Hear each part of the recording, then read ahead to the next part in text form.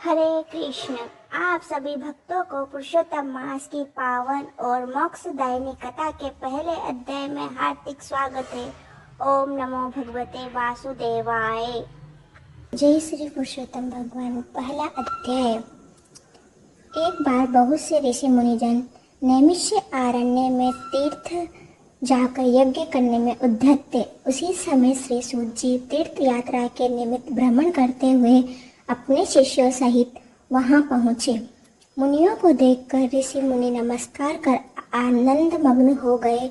वत्कल वस्त्र पहने, प्रसन्न मुख, शांत, परमार्थ में निपुण, चंदन से शोभायमान, तुलसी की माला तथा जटाओं का मुकुट धारण किए हुए महाशरणम इस अद्भुत मंत्र को जपते हुए सूत जी को देखकर नैमिष्य आरण्य में महर्षि लोग उठकर खड़े हो गए।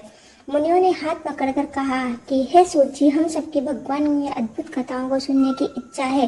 तब सूत जी ने प्रशंसा से सब ऋषियों के आगे हाथ जोड़कर नमस्कार किया। ऋषि कहने लगे कि हे सूत जी, हमने आपके लिए सुंदर आसन बनाया है, आप इस पर बैठिए।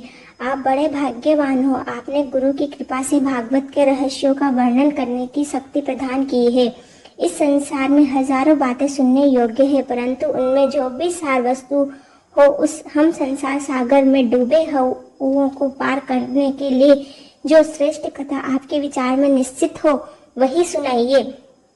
शौनक आदि को पूछे जाने पर श्री सूत जी कहने लगे, हे विप्रो, मेरे वचनों को सुनो। मैं पहले पुष्कर तीर्थ गया और वहां से हजारों तीर्थों में होता हुआ हस्तिनापुर गया। वहां राजा परीक्षित अपने राज्य को छोड़कर अनेक महापुण्यवान ऋषियों के साथ गंगा के किनारे जा रहे थे।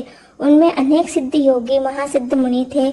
मैं वहां पर उस समाज को पूछ ही रहा था कि वहां श्री कृष्ण भगवान के चरण कमल में मन लगाए वहां मुनि व्यास जी के पुत्र शकुदेव जी पधारे, जिनकी 8 वर्ष की आयु वाले शंख के समान कद, ऊंचे और चिकने केशों से घिरा हुआ मुख, दृढ़ कंधे, चमकती हुई कांति थी। वह अवधूत वेश, ब्रह्मस्व रूप थे।